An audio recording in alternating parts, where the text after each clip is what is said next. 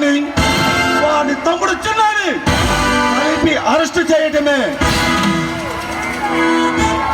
ఈ సీట్లో ఉన్న రహస్యం.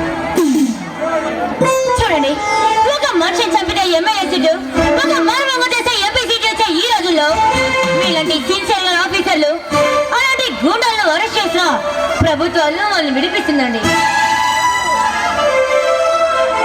శారదా, నన్ను పిరికి వాడిని చేస్తున్నావా? లేదండి, లేదు. మిమ్మల్ని దక్కించుకోవాలని ఆరాటపడతానండి. చూడు శారదా, ఈ లాఠీ పట్టుకున్న రోజే ఏమని ప్రమాణం చేశానో తెలుసా? ఎక్కడ దౌర్జన్యం జరిగితే అక్కడ అడ్డుకుంటానని, ఎక్కడ అన్యాయం జరిగితే అక్కడ అవతరిస్తానని, అమాయకులను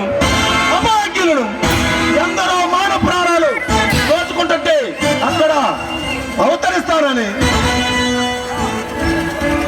ప్రమాణం చేసి కేవలం రౌడీకి గూండాకి భయపడి వాళ్ళకి బానిసత్వం చేసి ఊడిగం చేయమంటావా?